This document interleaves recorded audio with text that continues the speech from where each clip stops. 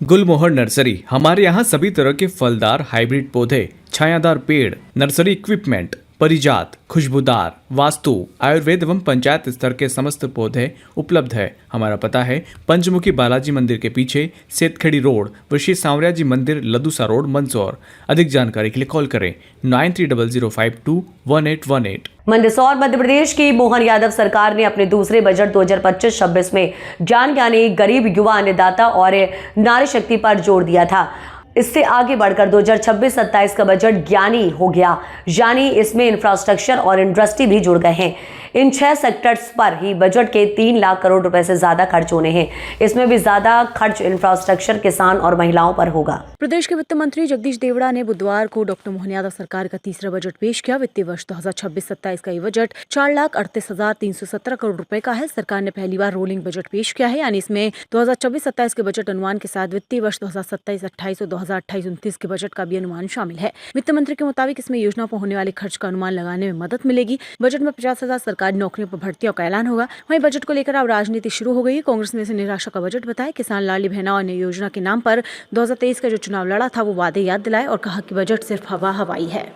द्वारा आज मध्य प्रदेश का बजट पेश किया गया, क्या कहना है? आज जो बजट मध्य प्रदेश की सरकार और वित्त मंत्री ने प्रस्तुत किया है, ये बजट किसानों सहित आम जन विरोधी बजट है। जो मध्य प्रदेश के किसानों और आम लोगों को जो उम्मीद थी इस बजट से, वो बजट पे पूरी तरह से निराशा का माहौल है। और मध्य प्रदेश की सरकार ने ये वर्ष कृषि कल्याण वर्ष के रूप में मनाने का निर्णय लिया था, लेकिन बड़ा दुख है कि इस बजट में किसानों के कल्याण के लिए एक भी उपलब्धि इन्होंने बजट में प्रावधान नहीं की गई है। इसके साथ ही मध्यम वर्गीय परिवारों को विश्वास था, जिस प्रकार से महंगाई चरम आसमान छू रही है, मध्यम वर्गीय परिवारों को आस थी रसोई गैस, डीजल, पेट्रोल सहित अन्य आवश्यक वस्तुओं पर वेट की कटौती होगी और वेट टैक्स हटेगा। लेकिन मध्य प्रदेश की सरकार ने आम मध्यम वर्गीय परिवारों को भी हितों में कुठाराघात किया है और ये बजट पूरी तरह से जन विरोधी बजट है। इसका मध्यम वर्गीय परिवारों में खासा जन आक्रोश है। गांव, गरीब, किसान, मजदूर जो अपने इससे प्रदेश की मूल आधारभूत संरचना है, जिसपे मध्य प्रदेश की आर्थिक अर्थव्यवस्था टिकी हुई है। 80% आबादी यहाँ की कृषि प्रधान स्टेट है, लेकिन फिर भी किसानों के कल्याण के लिए, किसानों के हितों के लिए और किसानों के MSP न्यूनतम समर्थन मूल्य की गारंटी का प्रावधान करने जैसे इसमें कोई विशेष उल्लेखनीय बातें नहीं है। ये पूरी तरह से बजट आम जन और किसान विरोधी बजट है। हम इसका विरोध करते हैं और मध्य प्रदेश सरकार से मांग करते हैं कि मध्यम वर्गीय परिवार को राहत देने के लिए तत्काल इसमें प्रावधान किए जाए ताकि आम लोगों को राहत मिल सके। आपने देखा भी और सुना भी गया है, क्या कहना है? बजट सर्वव्यापी, सर्वस्पर्शी और विजन 2047 है। भारत का विजन माननीय मोदी जी के नेतृत्व में सर्व कल्याणकारी बजट है। सर्व वर्ग को, हमारी महिला हो, किसान हो, गरीब युवा हो, और सबके लिए फ़ायदे का बजट है। मैं सबको, हम सब बधाई देते हैं, शुभकामना भी देते हैं।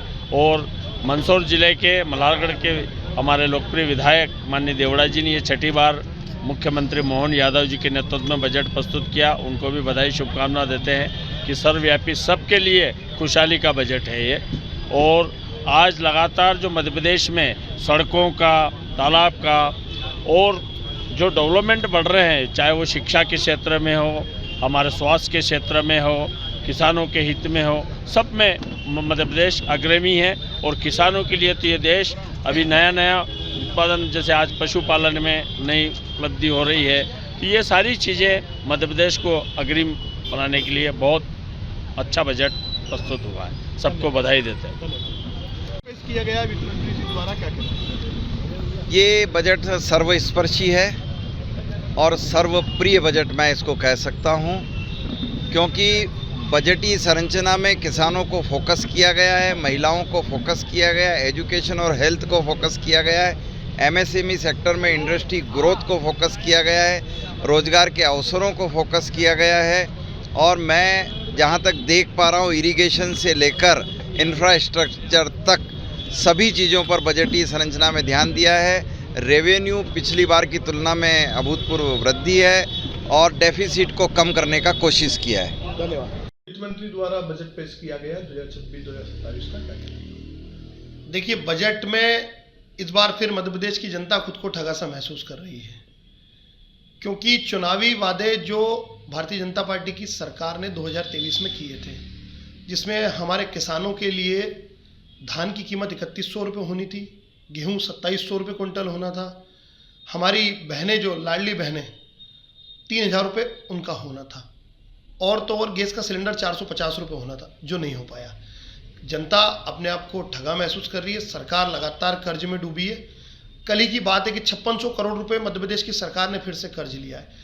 तो ये कंगाल सरकार मध्य प्रदेश की जनता को क्या दे पाएगी, क्योंकि मध्य प्रदेश की स्थिति ऐसी होगी, प्रत्येक व्यक्ति, मध्य प्रदेश के प्रत्येक व्यक्ति पे 74,000 रुपये का कर्ज है। अगर ये वित्त मंत्री कुछ देना चाहते तो इस मंदसौर और नीमच को कोई बड़ा उद्योग देते। मंदसौर का एक बहुत ही बड़ा प्रमुख पूरे जिले का अस्पताल है, जिला चिकित्सालय, वहाँ एसडीपी मशीन नहीं दे पाए। सोनोग्राफी के लिए हमारे जिले के लोगों को बाहर जाना पड़ता है।